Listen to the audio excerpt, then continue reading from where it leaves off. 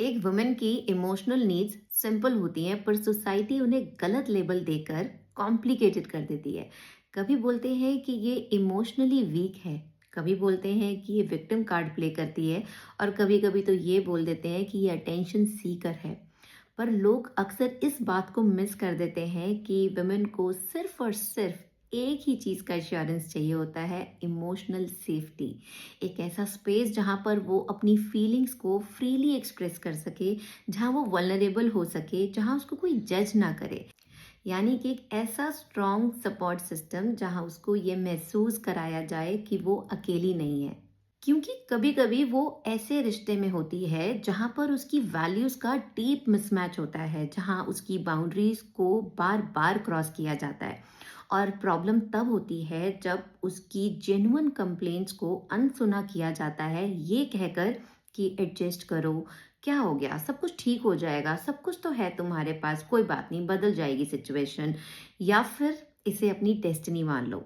इन सब कमेंट्स का उसकी इमोशनल हेल्थ पे क्या होता है इफेक्ट, वो धीरे धीरे ये मान लेती है कि उसकी इमोशनल रियलिटी को कोई भी सीरियसली नहीं ले रहा, और वो धीरे धीरे साइलेंट और डिस्टेंट हो जाती है और अपने आप को इमोशनली विदड्रॉ कर लेती है।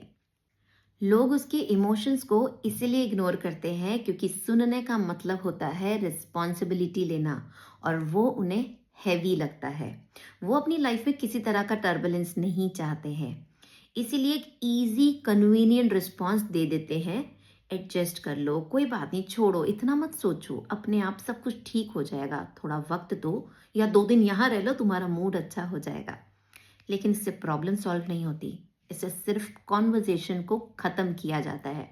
और धीरे धीरे वो शेयर करना पूरी तरह से बंद कर देती है क्योंकि उसको रियलाइज हो जाता है कि जेन्युइनली उसको कोई सुन ही नहीं रहा। पर उसका स्ट्रगल यहाँ भी ख़त्म नहीं होता। वो जब पूरी तरह से साइलेंट हो जाती है तो उसकी साइलेंस को भी हम गलत जज करते हैं क्योंकि वो उसका डिफेंस मैकेनिज्म है, लेकिन हमें लगता है कि वो इगोइस्टिक हो गई है, वो एटीट्यूड में है, बात नहीं करती है, मिलती है तो नमस्ते नहीं है, मुंह फेर के चली जाती है, और कई तरह से उसको लेबल करते हैं।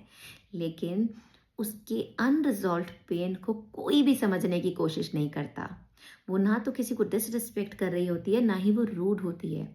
वो सिर्फ चुप रह के अपने कोल्ड और डिस्टेंट बिहेवियर से आपसे शिकायत कर रही होती है, आपसे सवाल पूछ रही होती है कि आपने उसे अकेला क्यों छोड़ दिया। और एक hard truth, women often resist change, और जो कि उनकी सफरिंग को और लंबा कर देता है। It's not her weakness, it's conditioning. और वो उसी सफरिंग और सिचुएशंस के बीच में एक लंबे समय तक स्टक रहती है क्योंकि बचपन से उसको यही सिखाया गया होता है कि adjustment will bring stability in life.